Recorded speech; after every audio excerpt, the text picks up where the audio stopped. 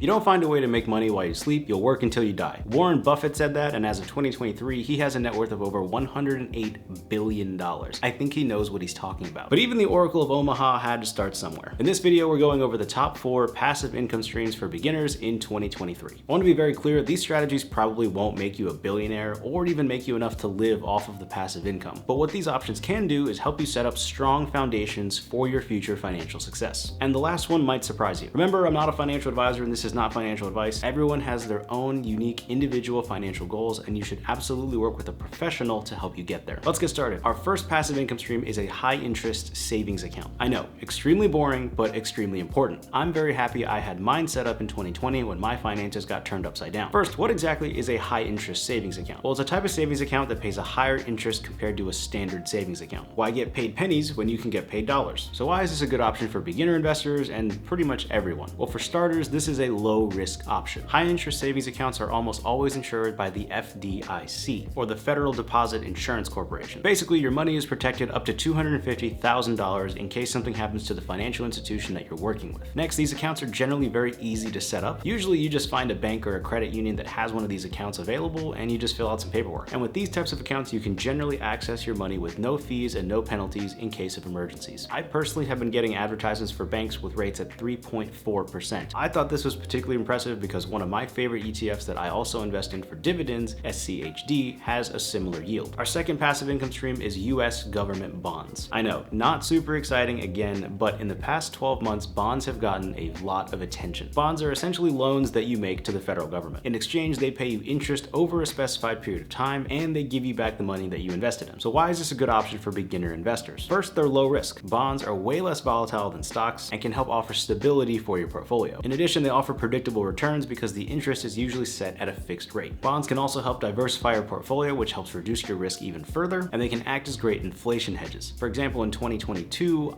bond yields were going as high as 9%. And if you consider a year like 2022, when most assets were actually going down in value, a guaranteed 9% return on your money sounds like a great idea. Our third passive income stream is dividend stocks and dividend ETFs. Here's where it gets a little more exciting. Dividend stocks are stocks of companies that pay their investors for just owning them. ETFs, or exchange traded funds, are baskets of multiple stocks. So why are these good options for beginner investors? First is obviously dividend income. Dividend stocks and ETFs can provide a steady stream of income for those that invest long term. And generally speaking, they also pay out these dividends even if the stock price doesn't go up in value. Of course, you should also know that dividends are actually not guaranteed. Companies choose to pay dividends, and they could decide to not pay those dividends depending on market conditions. If you want to avoid that risk, you could put your money into an ETF. ETFs spread your money across multiple different companies, helping you diversify and lower your risk. ETFs also have lower fees compared to actively managed investments, which means they cost less to own, which is great for pretty much every investor. And finally, dividend stocks and ETFs are generally very easy to buy and sell. Most of us can do it right from our smartphone. Generally, these investments are very liquid, which means that as long as the markets are open, you can actively be buying and selling. And our final option is staking cryptocurrency. As exciting and lucrative as this option can be, I'll be the first to tell you, this is the riskiest option on this list. And crypto in general may be the riskiest option for every investor ever, but I still think beginners should consider this. First, let's define what staking is. Staking is the process of buying crypto and locking it up on the network. This helps increase the safety of the network and helps validate transactions. As a reward, you'll get a small amount of crypto for doing so. So why is this a good option for beginners? First, obviously, it's a source of passive income, and this can help you build your crypto position without you actually having to input any more capital. Next, this option is actually relatively simple to do these days, especially if you use a crypto exchange that does a lot of the technical work for you. And of course, the potential crypto you buy and earn passively could grow in value over the course of time. And given how volatile crypto prices can be, those prices can surge well past all-time highs, giving you huge gains in the process. And as risky as crypto is, if you stake the right coins on the right platforms, this can be a lower risk way of earning more crypto passively. Because you're not actively trading, you're just buying, holding, and collecting more income. Of course, there are no guarantees in life and of course investing, and there are several pros and cons to each of the strategies mentioned in this video. None of these options are actually guaranteed to make you money because anything can happen in the world of finance. Like the SEC suing a cryptocurrency exchange and them having to stop their staking services as a result. If staking crypto is too risky for you, but you're still interested in how it works, go ahead and check out my results in this video here. And if you want to learn more about my top ETFs for passive income, check out this video as well. Thank you so much for watching. Go ahead and click that like button, subscribe for more money, finance, and crypto content. If you want to check out the exchange Uphold for purchasing and staking your cryptocurrency, or if you want to move that money over to a hard wallet like a Ledger device, I do get a small commission if you decide to use those links. links, so thank you so much for supporting the channel. I'll see you in the next video. Have a great one. Take care.